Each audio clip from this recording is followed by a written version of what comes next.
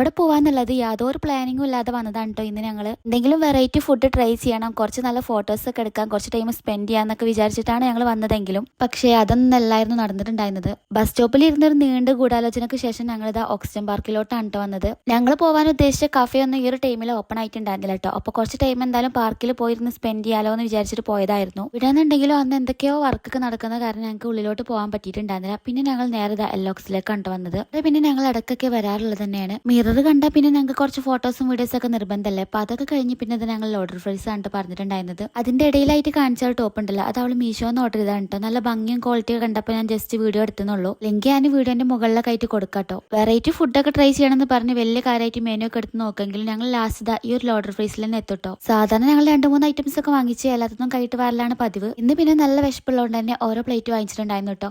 അതാണെന്നുണ്ടെങ്കിൽ ഞങ്ങൾക്ക് അത്യാവശ്യം ഒരുപാട് കഴിക്കാനുണ്ടായിരുന്നു. അതൊക്കെ കഴിഞ്ഞ് പിന്നെ നേരെ വീട്ടിലോട്ട് പോന്നിട്ടുണ്ടായിരുന്നു. ഇത് കുറച്ച് മുന്നേ എടുത്തിട്ടുള്ള വീഡിയോ ഉണ്ട്. അപ്പോൾ ഓക്കെ, ബൈ, നെക്സ്റ്റ് വീഡിയോയിൽ കാണാം.